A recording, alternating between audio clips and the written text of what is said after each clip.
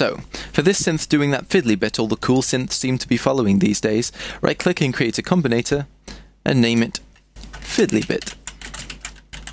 If that's not gangster enough for you, just remove the L from the fiddly. There we go. Create a Thor instance, initialize it, and open it up. We want to add a multi-oscillator after the analog oscillator that's already in there, and run it through with the 2 button. I'll just add in the notes now so we can hear what it sounds like. Okay, so I've put in the notes now. Take a listen to what the riff sounds like.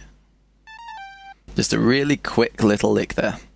Now, detune the multi-oscillator slightly, and set it on the pulse wave mode.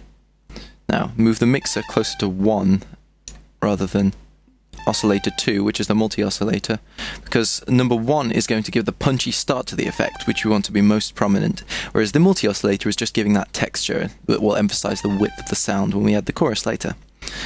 In the filter, move the ENV value to the center, and down here in the filter envelope, take the decay right down to about 350 milliseconds.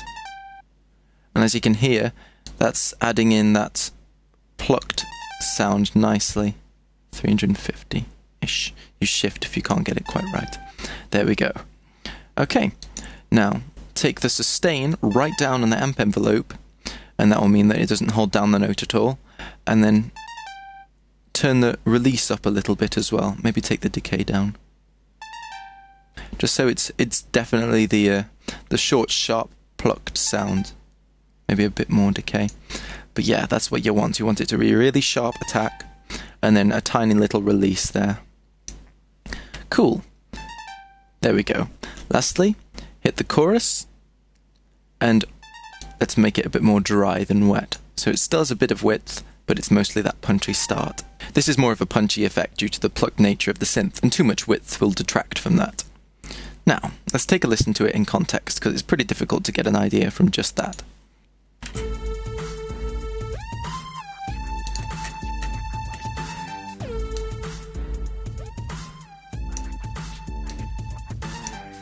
Sweet, now that's pretty gangster. I'll just explain a bit about how I chose those notes there. It's only 4 notes here. First thing to note is that the rhythm is in triplets. When you're making triplets, select the pencil tool and this drop down here, make sure it's on 1/16th T. Basically anything with T after it. You've got 1/8th T or 1/32nd T as well to choose from.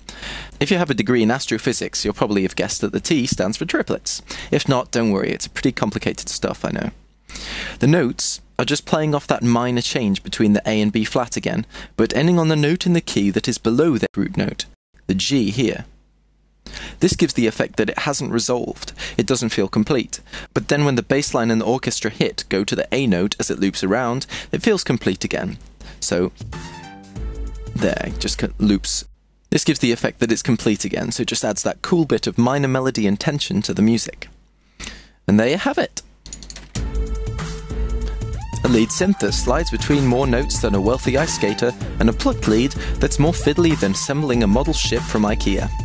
Join me tomorrow for day 5, where I'll be teaching you how to add in some strings, both slower ones and those awesome hip-hop stabs you get, and also one of my favourite synths when it comes to hip-hop, the all-important high-pitched wah sound.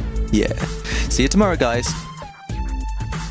If you found this tutorial useful, help me out by rating this video, or posting a comment so other people can find it. And don't forget to check out my website, boyinaband.com. Have a nice day!